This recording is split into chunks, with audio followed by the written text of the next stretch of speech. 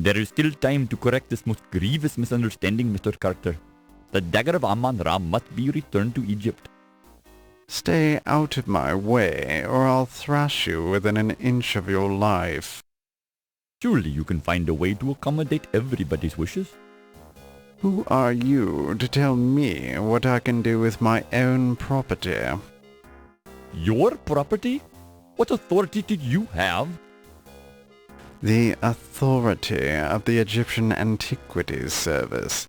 So if you don't like it, I suggest you waddle on back to Egypt and complain to your own government. Would it not be better to work this out diplomatically? This isn't a case for diplomacy. It's a case for your acceptance of the situation. It is not just my acceptance at issue, Mr. Carter. Frankly, some of our people are quite upset, moved to take drastic measures if need be. Are you threatening me, you malodorous little man? Mr. Carter, there are some who would rather fight back than allow their country to be stripped of its national treasures. Any fat savage who lays a finger on my exhibit or threatens me will find himself in deep trouble. Do I make myself clear? As clear as the water of the oasis, Mr. Carter.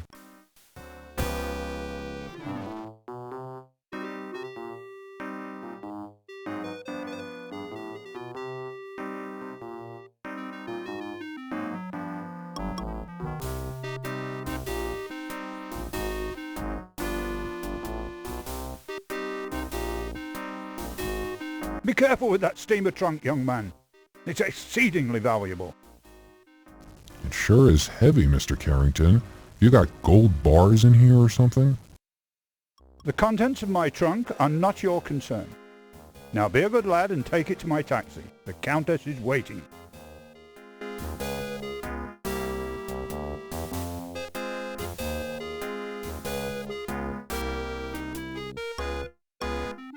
New Orleans, 1 week later.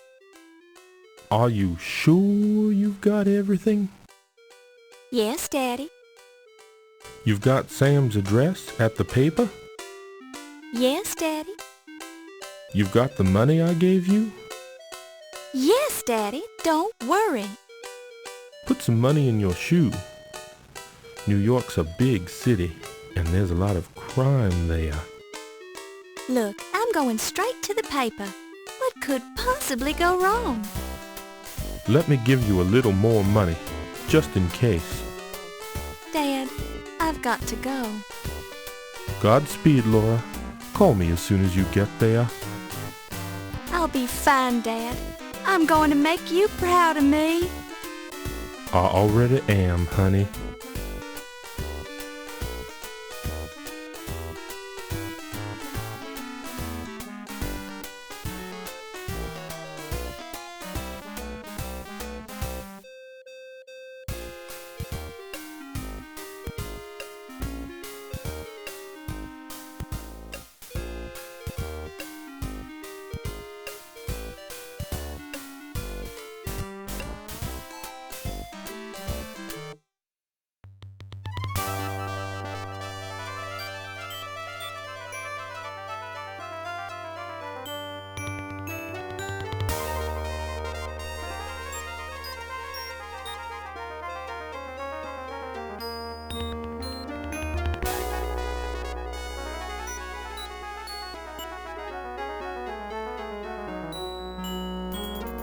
Excuse me, dear, are you a secretary? Actually, I'm starting a new job as a reporter for the New York Daily Register News Tribune. My name's Laura Bowe. How nice. I'm Irmgard. Is this your first trip to the big city? Am I that obvious? How could you tell? By the way you keep glancing out the window, dear. I did the same thing the first time I came to New York. The tall buildings, the people rushing around, it was all so exciting. Then I stepped off the train and got mugged. How awful! It's the New York experience.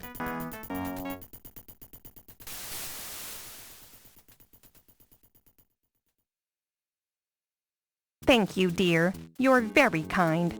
I've enjoyed traveling with you. Do you need any help getting home? No, dear. I'll be fine. Thank you. You're sure you'll be okay? Yes, thank you. Goodbye.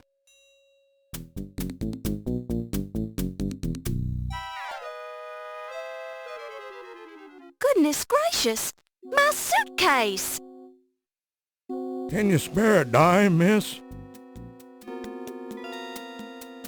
Certainly, sir.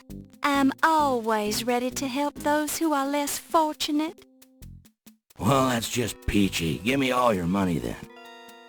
Excuse me? Hand it over. This seems very unfair. Welcome to New York, kid.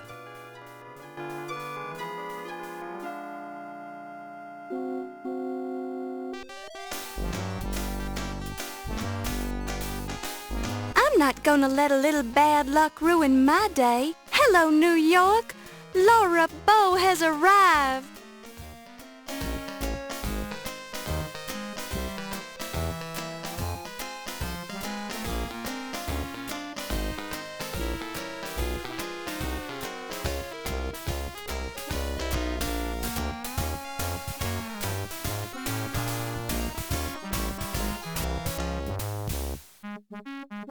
My destiny awaits.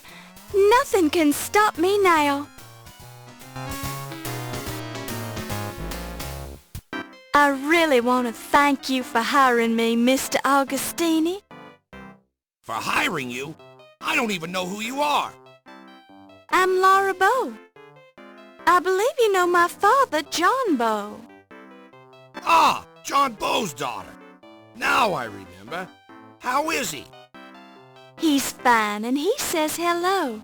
He wanted to know if you still had that newspaper clipping on your wall about the explosion of the Hindenburg building in New Orleans. Yes, your father was the first cop on the scene of the explosion, and he let me into the wreckage so I could cover it for the paper. I rescued Rupert Hindenburg from his burning office, wrote about it, and made a name for myself as a reporter. I owe John a lot for that. Think you could handle being a reporter for a big city paper? I'll do my best, sir. We usually just hire men for this job. It's rough out there, and you're kinda small. I can do it, Mr. Augustini. Just give me a chance. All right, as a favor to my old pal John, but I'll be keeping a close eye on you. Thank you, sir. For your first assignment, I want you to write about a burglary. Some kind of fancy knife was stolen from the Dagger Museum. I'll arrange for you to attend the fundraiser at 7 o'clock tonight for their new Egyptian exhibit. Everyone will be there. Tell them you're covering the society news so they won't clam up on you. You won't regret it, sir. I have a nose for news. Just keep your nose out of trouble. Here's your official notebook and your pencil. It already has Crodfoller's notes in it. Have the story ready by 3 tomorrow, or you're out of a job.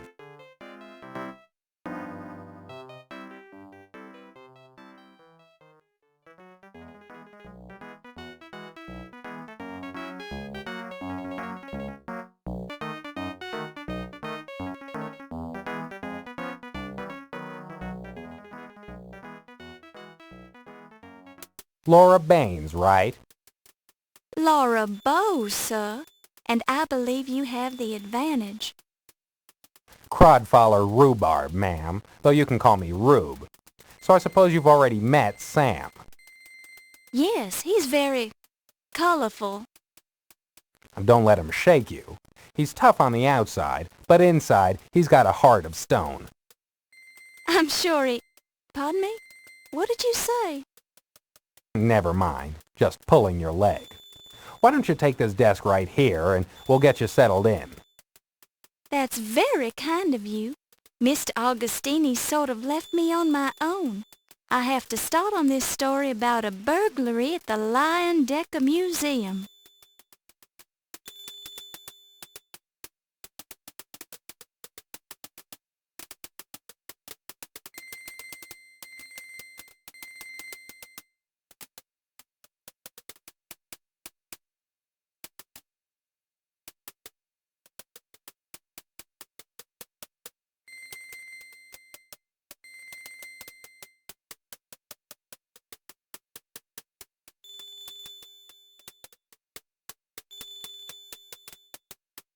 This is now your desk.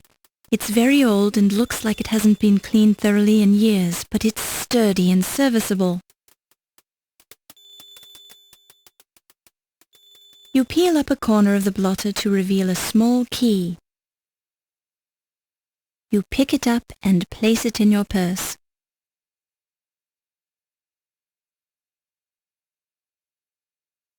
You unlock the drawer. Unfortunately, the key permanently jams itself in the lock. Let's hope you never want to lock this drawer again. A press pass. It reads, Press. Your pants while you wait. Low-Fats Chinese Laundry, 5858 Broadway Avenue, New York. You pick it up and place it in your purse.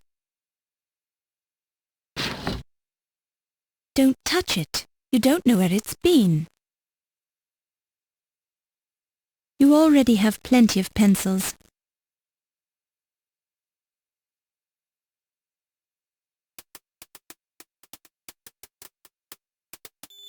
You find a curiously heavy object in the trash.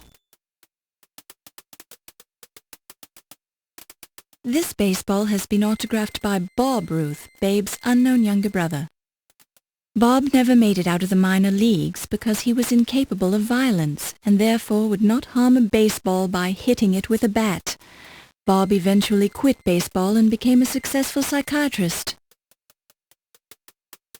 You pick it up and place it in your purse.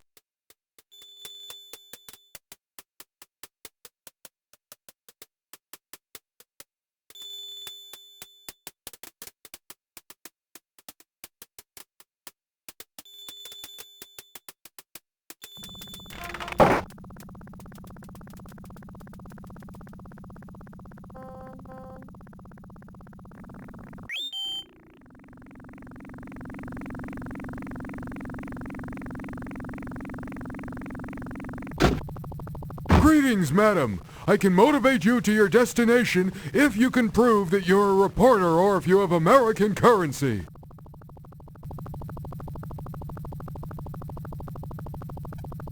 To what location would you like to be motivated, madam?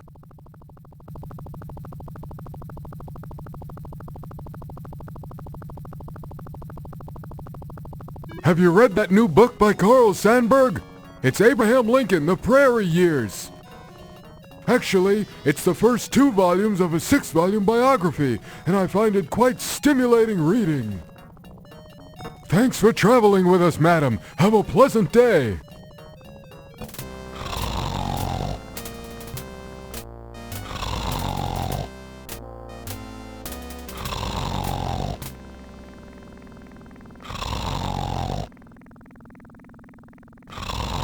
A man sleeping under a newspaper.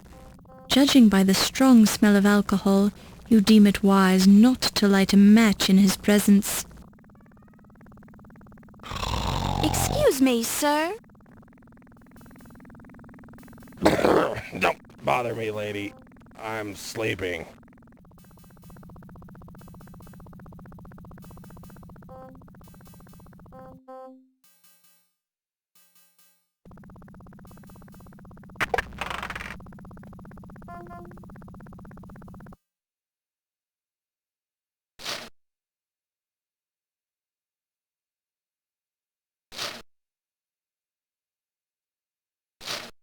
Sergeant Dennis O'Flaherty is the desk sergeant on duty today.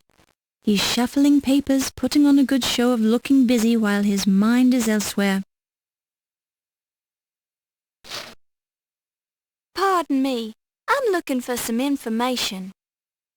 Well, take yourself down to the library then. Pardon me, Sergeant, but I happen to be a reporter with the Trib. Oh, well, strike up the barn then. Look, lassie, I've been out with my dogs all day, and I hadn't had my lunch. And I got better things to do than to jaw with some slip of a girl reporter. Go on with you now.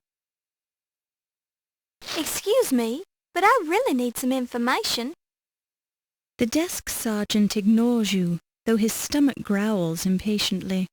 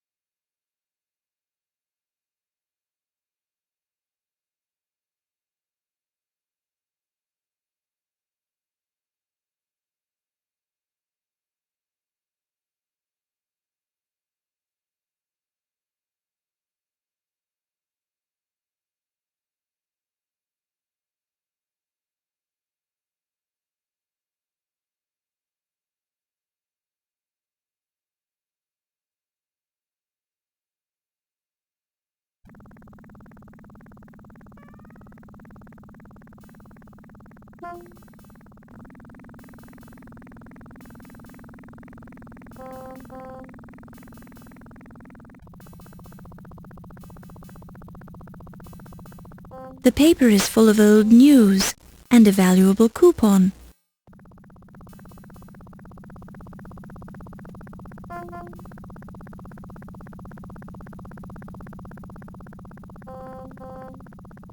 A coupon for a free sandwich from Luigi.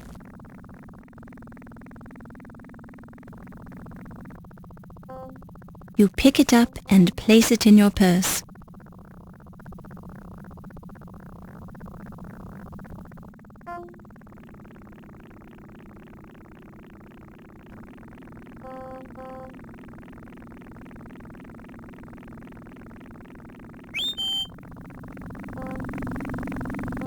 Greetings, madam. I can motivate you to your destination if you can prove that you're a reporter or if you have American currency.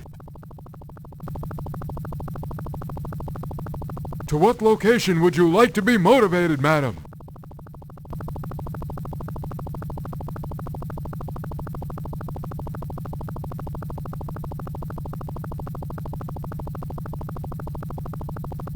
Have you heard about that transatlantic radio telephone conversation between New York and London? Imagine hearing someone's voice from that distance. Modern technology, oh, it just amazes me. Thanks for traveling with us, madam. Have a pleasant day.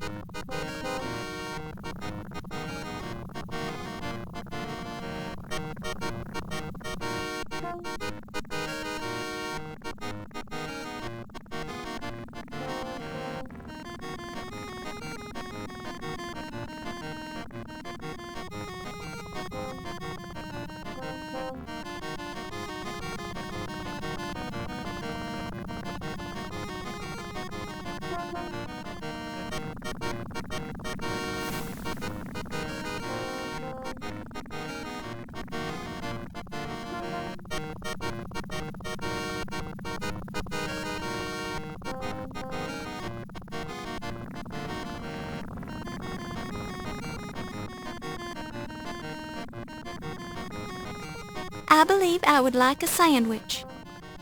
Mamma mia, another coupon. I'm gonna go broke. What a crummy idea I had. That's the last time I advertised in a newspaper. Take your sandwich and get out of here before I change my mind. You pick it up and place it in your purse.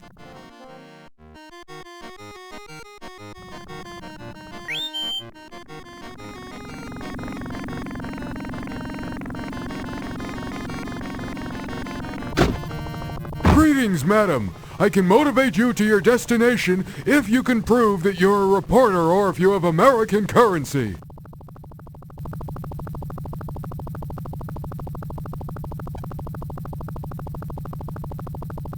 To what location would you like to be motivated, madam?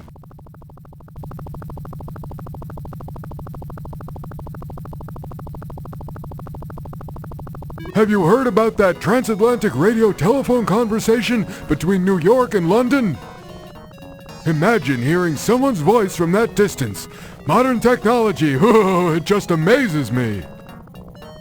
Thanks for traveling with us, madam. Have a pleasant day.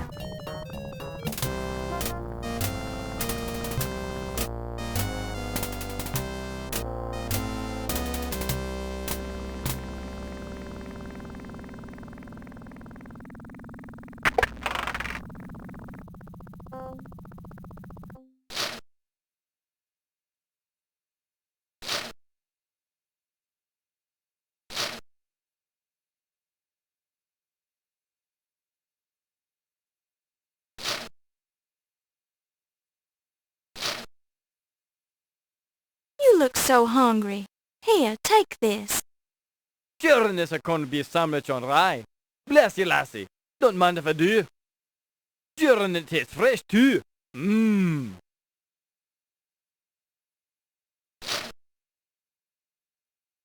I know I always feel a little better after I've had something to eat. There's no denying that, miss. Now, what was it you were wanting to ask me?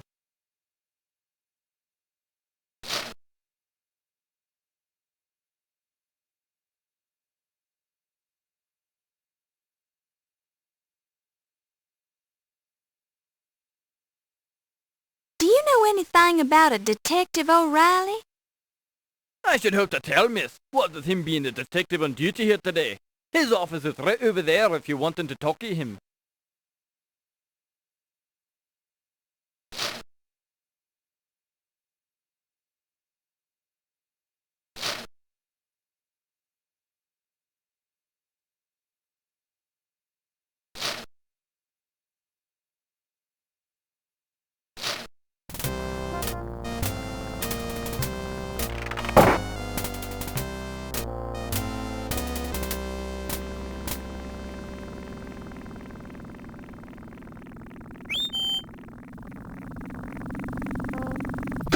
Greetings, madam. I can motivate you to your destination if you can prove that you're a reporter or if you have American currency.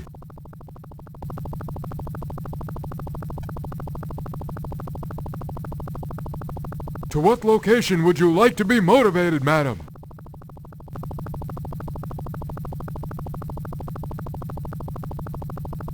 Have you read that new book by Carl Sandburg? It's Abraham Lincoln, The Prairie Years. Actually, it's the first 2 volumes of a 6-volume biography, and I find it quite stimulating reading. Thanks for traveling with us, madam. Have a pleasant day.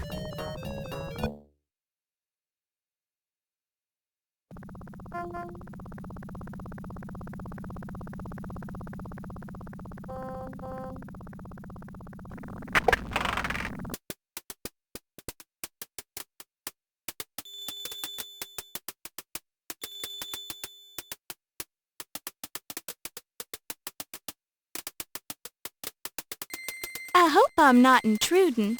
I mean, if you were working on the burglary story. Miss Bow, please, it is not a problem. Yes, I'd started work on the story, but it's not your fault that it's been reassigned.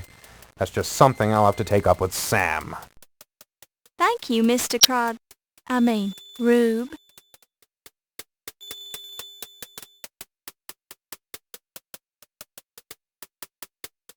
Now, what's the scoop on the flower shop? You mean the speakeasy? The flower shop's just a cover. Look for a fella there named Ziggy. He knows a lot and tends to talk too much.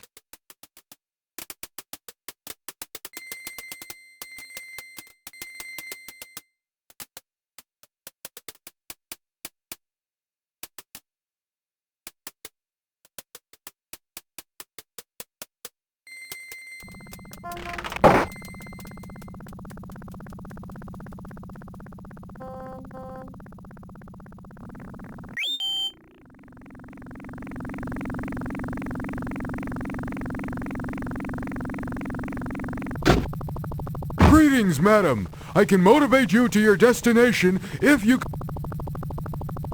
While this is an interesting... To what location would you like to be motivated, madam?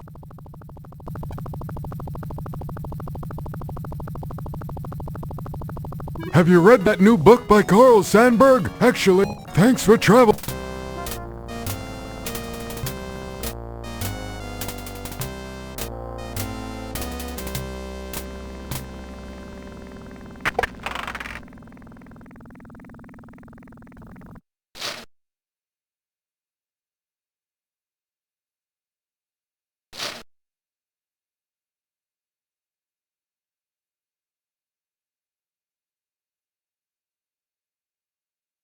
What can you tell me about the speakeasy?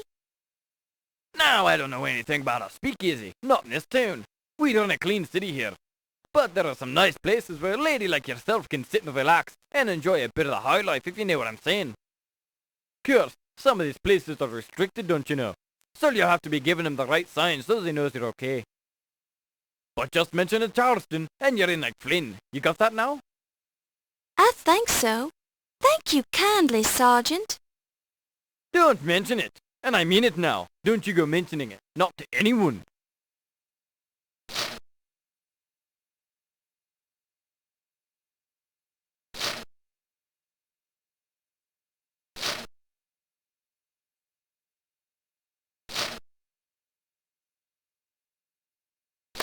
You knock politely. You hear the muffled response. Come in.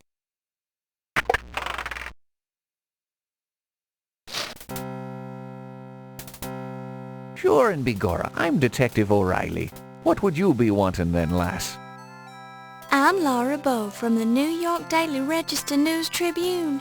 I'm looking into the burglary at the Leyendecker Museum, and I understand you're handling the case. Would it be possible for me to look at your report? You can't be a reporter, lass. You're a girl. The Trib only hires men. I am a reporter, sir, and you can check with my editor, Sam Augustini, if you don't believe me. I thought that Crodfeather guy was going to be writing the robbery article. Crodfaller was assigned to it, but the story is mine now. Can I see that report, please? It's very technical, lass. I don't think you'll be learning much from it. Thank you for your concern, Detective, but I'd like to be the judge of that. You're a determined girl. I'll say that much for you. Have a look, then. The file on the Leyendecker Museum burglary is nothing more than a single handwritten page. It mentions only one stolen object, the dagger of Amon Ra. The burglar or burglars left no fingerprints or other clues. Their method of access to the museum is unknown. In summary, the police are baffled about the burglary at the museum at this point. Some parts of the report seem vague. The report is signed by Detective Ryan Hanrahan O'Reilly. There's only one page to this report. Where's the rest of it? That's all of it right now.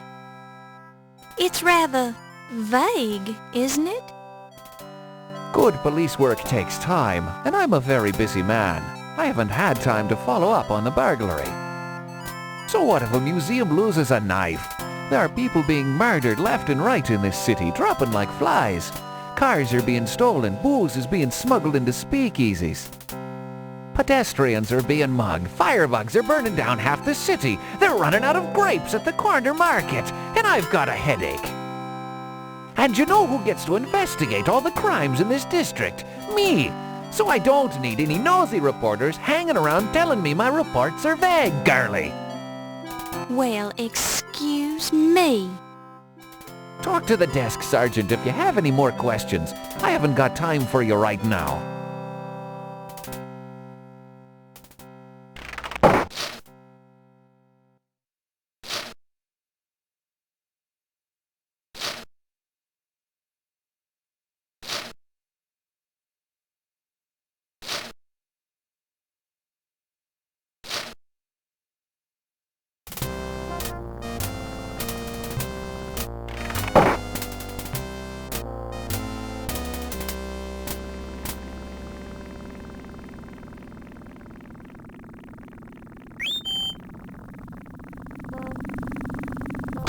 Greetings, madam. I can motivate... To what location would you like to be motivated, madam?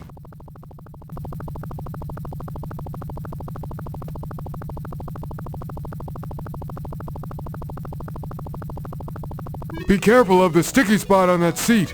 I'm always taking that 6-year-old Asimov kid over to his parents' candy store in Brooklyn. He likes to read science fiction pulps and lick lollipops in the back seat. Intelligent kid, but kind of messy. Thanks for traveling with us, madam.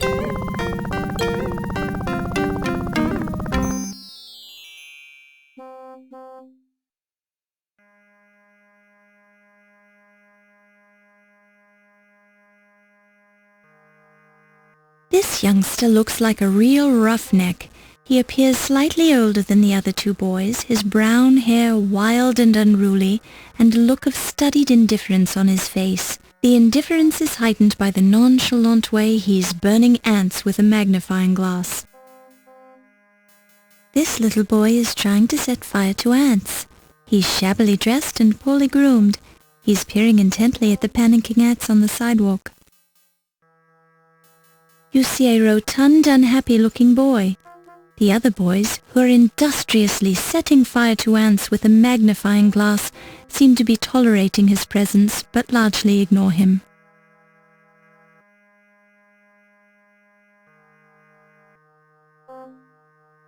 So what's your name, little boy? Biff. My, what a nice name. What's your name, little boy? None of your beeswax. You're quite the impertinent little boy, aren't you? Yeah, well, my folks told me not to talk to strangers. His name's Paul Untermeyer. Yeah, but we call him Stinky because his initials are P.U. Silence alone is great. All else is weakness. Alfred de Vigny. It's a nice day, isn't it? I don't know. Well, there's not a cloud in the sky and the sun is shining. I guess. Makes the ants light quicker, that's for sure.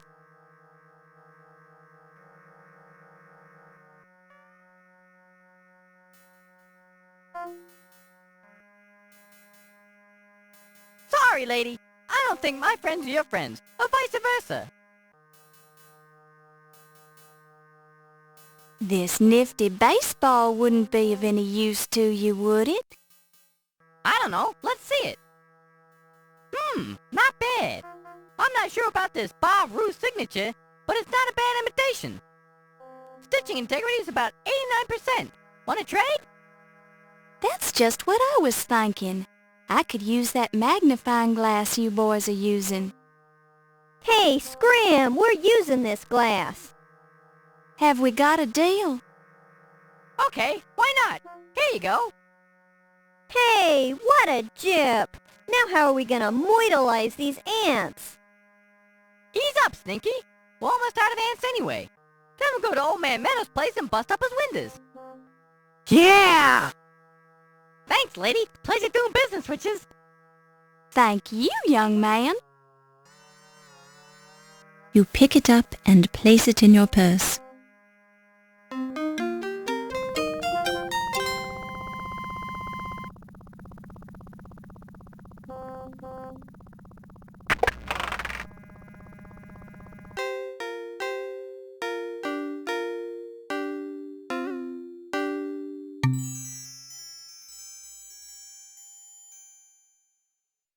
Excuse me.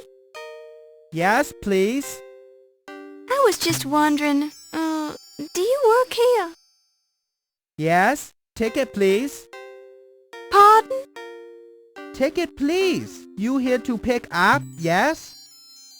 Oh, no, I'm sorry. I was just looking around. Okay, look all you want. Looking is free, laundry not so.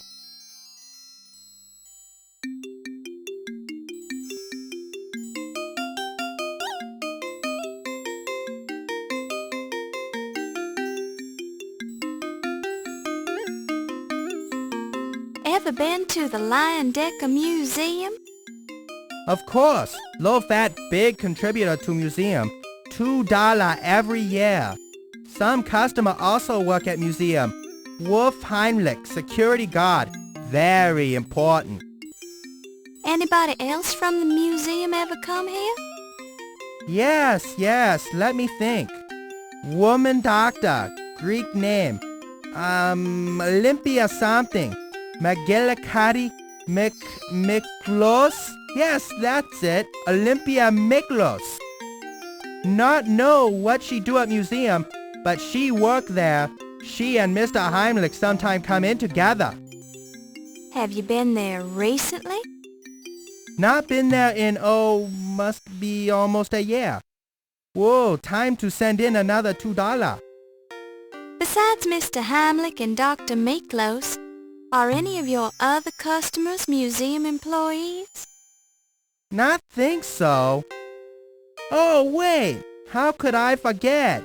Yvette Delacroix, very lovely lady. She work at museum.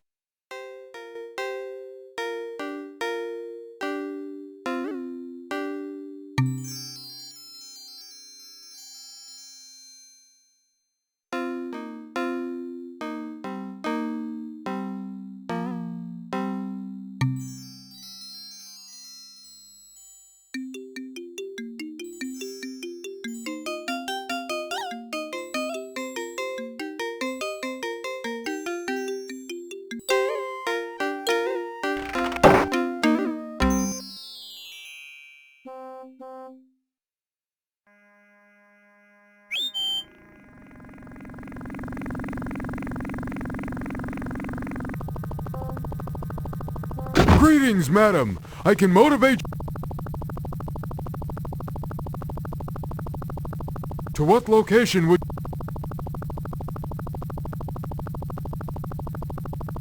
Be careful of the sticky spot on that seat.